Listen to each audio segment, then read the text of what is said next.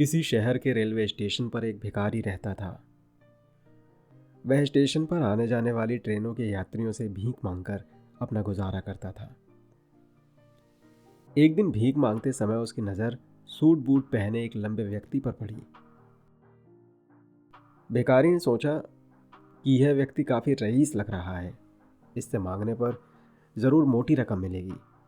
वह उस लंबे व्यक्ति के पास जाकर हाथ फैलाने लगा।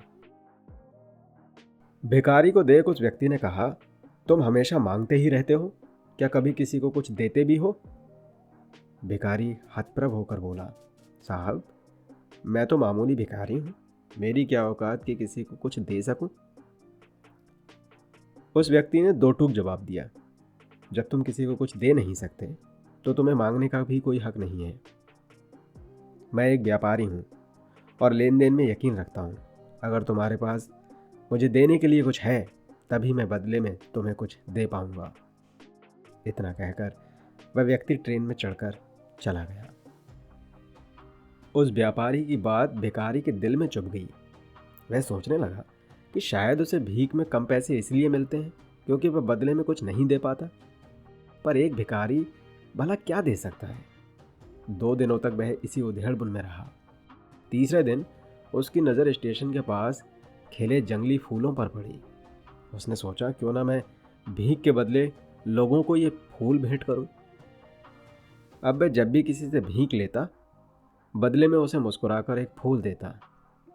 लोग खुश होकर फूल रख लेते। धीरे धीरे भिखारी ने गौर किया कि अब उसे पहले से कहीं ज़्यादा भीख मिलने लगी है।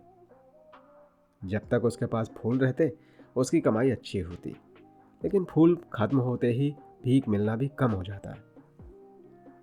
एक दिन वही लंबा व्यापारी फिर से उसी ट्रेन में दिखा। भिखारी भागकर उसके पास गया और बोला, आज मेरे पास आपको देने के लिए फूल हैं, आप मुझे भीख दीजिए तो मैं आपको ये फूल दूंगा। व्यापारी ने उसे पैसे दिए और बदले में फूल ले लिए। वह मुस्कुराकर बोला, वाह, आज तुम भी मेरी तरह एक व्यापारी बन गए हो। यह बात भिखारी के लिए बिजली की कौन जैसी थी। उसे अपनी सफलता की चाबी मिल गई थी। वह उत्साह से चिल्लाया, मैं भिखारी नहीं हूँ, मैं तो एक व्यापारी हूँ, मैं भी अमीर बन सकता हूँ। लोग उसे पागल समझने लगे। लेकिन उस दिन के बाद वह भिखारी उस स्टेशन पर फिर कभी नहीं दिखा। करीब 6 महीने बाद उसी स्टेशन पर 2 सूट बूट पहने व्यक्ति यात्रा कर रहे थे। उनमें से एक ने दूसरे का हाथ थामकर पूछा, क्या आपने मुझे पहचाना? दूसरे ने इनकार किया। तब पहले व्यक्ति ने मुस्कुराते हुए कहा, हम तीसरी बार मिल रहे हैं। मैं वही भिखारी हूँ जिसे आपने पहली बार जीवन का सबक सिखाया, दूसरी बार मेरी असली पहचान बताई। वह व्यक्ति अब फूलों का एक बहुत बड़ा व्यापारी बन चुका था। उसने बताया, साहब, आपने मुझे गिव एंड टेक अर्थात लेन देन का वह प्राकृतिक नियम समझाया जिसने मेरी ज़िंदगी बदल दी। मैं जिसे भीख समझ रहा था वो दरअसल लोग मेरे फूलों की कीमत चुका रहे थे।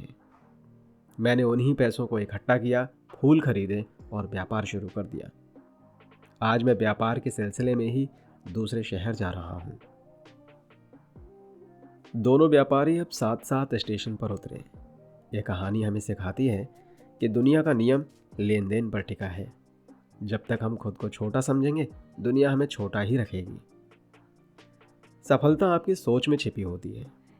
यदि आप अपना आत्मसम्मान जगाकर अपनी सोच को बड़ा कर लें तो आप भी सफलता के शिखर तक पहुंच सकते हैं।